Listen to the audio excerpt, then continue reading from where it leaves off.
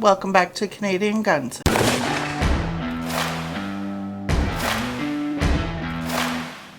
Today we're looking at the Arken EP5 Gen 2 7-35x56. So this sells in Canada for around $890, depending on where you find it, or for around $630 US, which is kind of ridiculous when you think about it. It's got a 34mm tube, a 56mm objective lens, it's got ED glass, a Christmas tree style reticle, 32 mils or 110 MOAs of total elevation, 16 mils of windage, and what else could you ask for? Now let's take this thing outside, do a box test, a tracking test, and have a look around. And don't forget to smash that like and subscribe button today. Alright, so this is the barn that's at 400 yards away.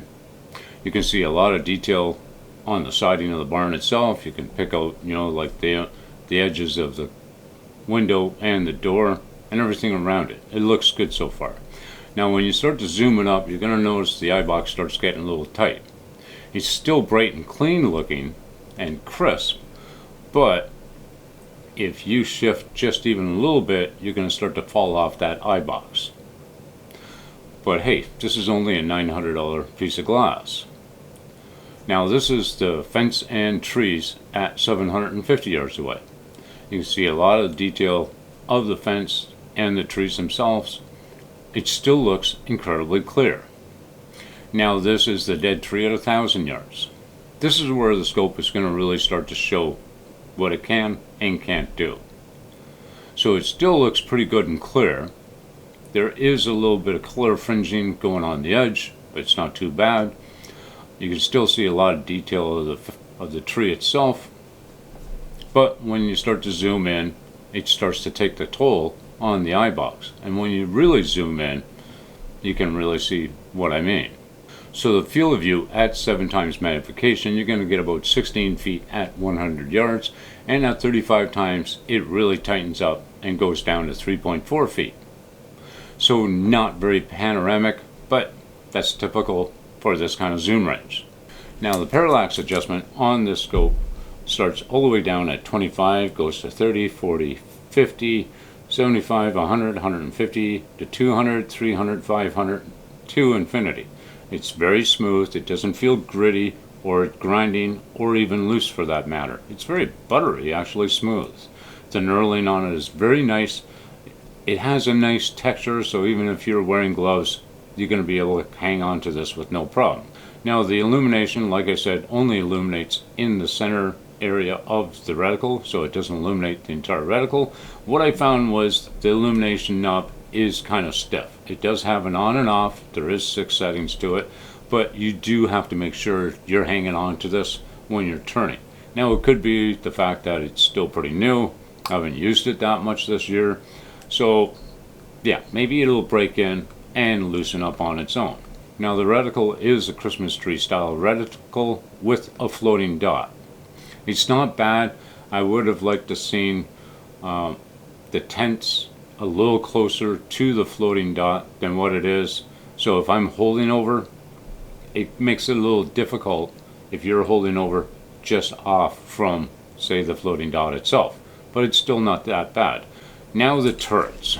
So the turrets, like I said, has 32 mils of total elevation or 110 MOAs. There's 10 mils per rotation.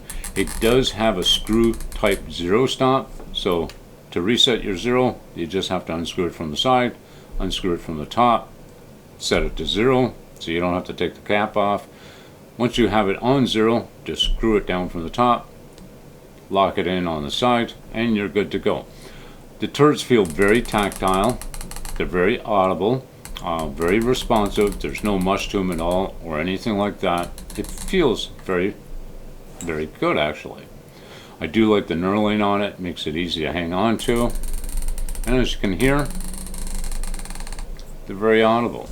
Now the windage is 16 mils of windage on it. It's very responsive. Same thing, very tactile. I had no real issues with the turret. Now the box test and the tracking test.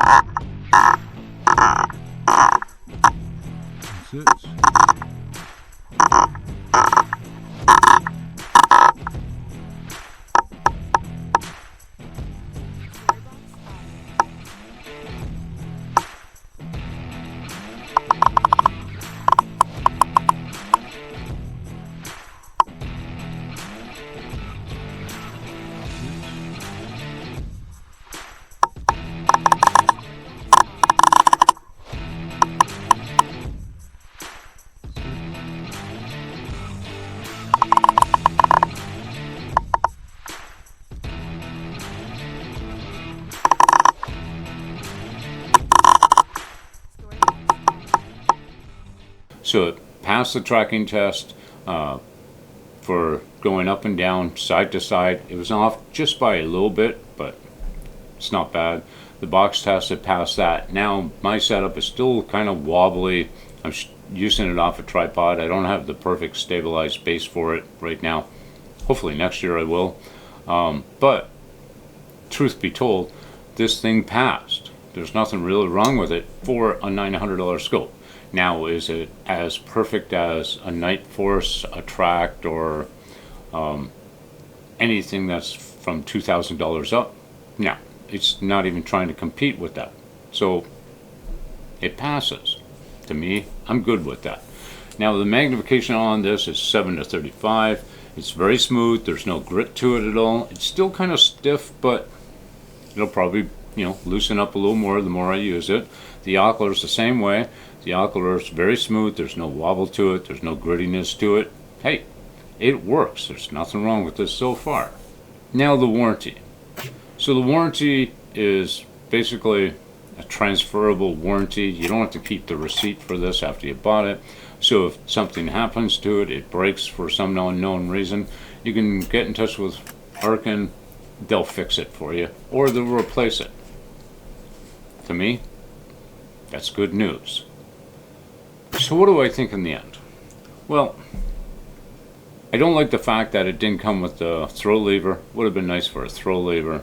The illumination knob is a little bit stiff, but other than that, for a budget-friendly optic, this will work just perfectly.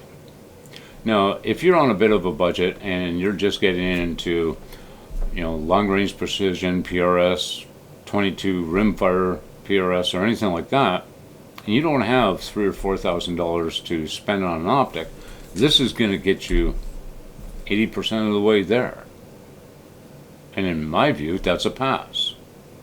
I don't believe in telling somebody that they have to spend $4,000 on a tangent, theta, or a Night Force just to be able to get into the sport.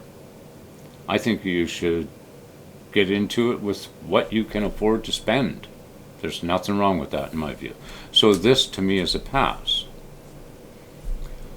Now later on down the road, if you can afford a better optic, then I'd tell you to keep this one, put it on another rifle, and use it as a backup rifle.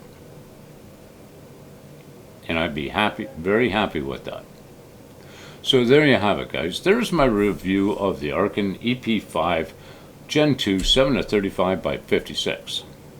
If you like the video and the channel so far, please smash that like and subscribe button, and don't forget to ring the bell so you get all the latest new videos that are coming out. And we'll see you next time at Canadian Guns. Bye for now.